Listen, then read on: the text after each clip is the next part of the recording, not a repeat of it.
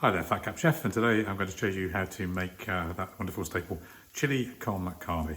So let's have a look and see what we've got. I've got my pan here. Now in this pan I've chopped one onion, so just one medium-sized onion, and it's just being in here for about 5 minutes just to soften it up, make it a little bit brown. And I've used a small amount of oil. You can use any oil you like, but don't put too much in because otherwise you end up with a surface skim of oil on the end of your chili. So let's look at what else we need. So I've also got 500 grams of mince. This is beef mince. I suggest you spend a little bit more on that so you get a good quality mince, and again you'll get less fat content, but yeah, whatever works for you, that's fine. I've then got, of course, a tin of kidney beans for later. I'll come back to those. I have got some, I've go up here. I've got some garlic, and we've got, take this off. Got some garlic, and we've got one red pepper I've chopped fairly sharply into about 1 centimetre cubes, and I've got one little red chilli. That's optional. You don't have to put the fresh chilli in if you don't want to. Then I've also got over here some paprika, some chili powder. Now I've only got mild here. You can use hot chili powder if you want, just use a bit less of it, but it's really heat to taste. I've got a beef stock cube, and I've got some tomato puree, and of course the garlic that I've just shown you. Now optionally you can add in some cumin and some marjoram, but you don't have to do that. So what have we got here? So we've got our onions softened down. I'm now going to add into the pan the garlic and my optional chili. So I like it a little bit spicier. Give that a quick stir around, turn it up a little bit. This doesn't take long because you don't want to do it too hot either, because otherwise you'll burn the garlic. The sugars in the garlic will catch pretty quickly. It'll go rather dark brown and black and bitter. Now, some recipes will tell you that you should take your mince and brown your mince in a separate pan. Personally, it saves on the washing up. What I do is, now I've got this here, is I'm going to just sweep this to one side. I've still got oil in this pan, and now I'm going to add my mince. It's easy thing to do is just break it into 4 pieces. I'm just looking to brown the mince. The first quarter's gone in. Put that out. Second quarter. It's gone in. It'll take a little bit of time to do, but not long. 3 or 4 minutes it will be brown. And move that over there. I can put my third piece in. All the time that's happening, this onion and chili and garlic mix, you can smell it actually, it's cooking over here. Moving around a little bit. It's all going to be mixed together in the end anyway, so it doesn't matter. There you go. Keep it moving. Just break it up with your spatula or your spoon or whatever you've got available. Just turn it over. You'll see now it's changed in colour. It's going more of a cooked brown colour. It shrinks a little bit when you do that as well. That means that now I can pop in my final piece. Break it up with my fingers.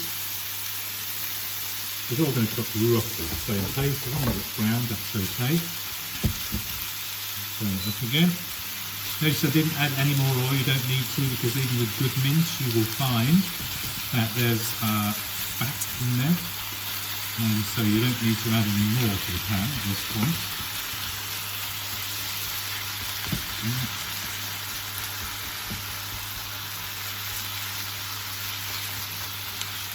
This will serve, I would say, 4 people if you serve it with some rice, 2 if you've got a big appetite. And of course, once you've cooked it, you can always just store it in the fridge for a couple of days, put it in the fridge and cover it. It's all fresh ingredients, it's been frozen. If you used frozen mince, I'd be careful about keeping it for too long in the fridge afterwards. You have of course cooked it, so not too bad. This is now browning nicely. Once that last few bits of brown, we'll mix it with the onion, garlic and chilli that I've got in there. There we go.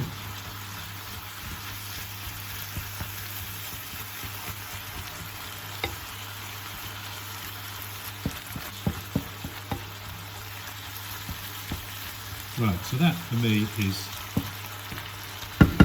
good enough. So now I'm going to add into it pretty much the rest of my ingredients. I'm going to add in my pepper.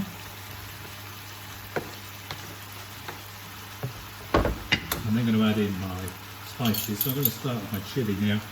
I'm actually going to use a tablespoon of this chilli. It's only a mild one.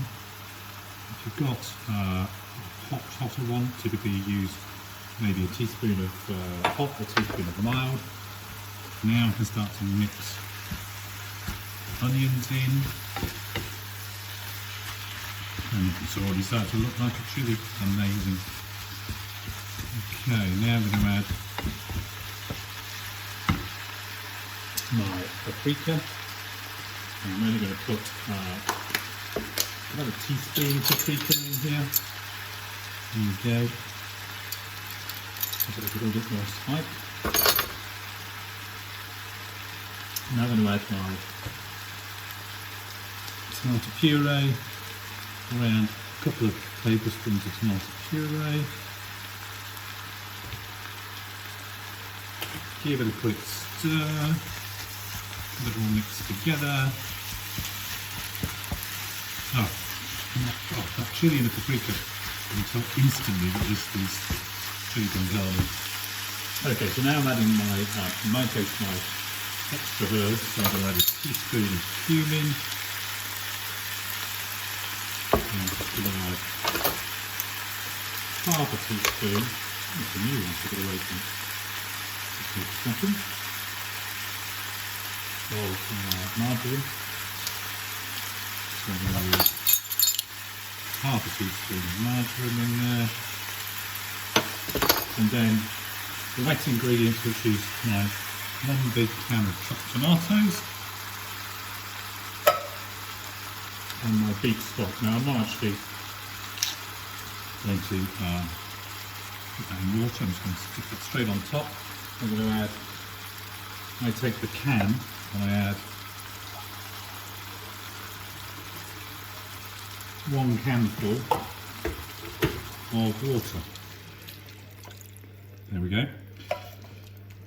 Give it a good stir like this, and then we're going to leave this on the stove to simmer for a minimum of around 20-25 minutes. But actually, a chilli is something, if you leave it on a low heat, then just gently simmering, you could leave it here for an hour or two and it will just develop better flavours. So don't be worried about crazy. This is great because you can cook this in advance. So leave it on a really low heat and it will just infuse with the lovely flavours. Now, final thing to add is some salt and pepper seasoning. So I'm getting a good grind of salt and some pepper. Some people add sugar. I don't add sugar personally. Don't really see the need for it. Some people say it enhances the flavour, brings up flavours more. That's personal choice. So I'm going to leave this like this, and then we're going to come back and finish it off with the chili beans in about half an hour. Okay, so this has just been simmering nicely for about half an hour. So we're now going to add the final magic ingredient. I think I said chili beans, am I mad? They are in fact red kidney beans. Here we go. Put those in. And then give it a bit of a stir around. And this gives it that slightly darker colour because the kidney beans have it's like a sauce around the edge of them. So there we go. Now these go in about 10 minutes before you actually want to serve it. That's so they don't go kind of too pulpy, so they keep a bit of texture. But if you want to do it earlier, that's fine. It just means that the kidney beans will be softer. So that's it done. 10 minutes, serve it. You could serve it with some simple boiled rice. There's the boiled rice recipe on the channel that I did a while back, so check that one out.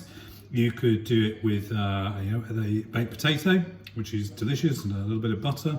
You could certainly serve it with some sour cream, some chives, or maybe some creme fraiche. Loads of options, and of course, as I said earlier, you can store it in the fridge. So that's chili con carne, and if you want to learn more, then just subscribe to the channel. It's free, it just means you get an alert when I post something, which is every week. Alternative to that, you can pop onto the website, which we're building the content. That's www.flatcapchef.com. Flatcapchef.com is all, Flatcapchef is all one word. And we'll be back soon with some more food and recipes for you. Bye for now.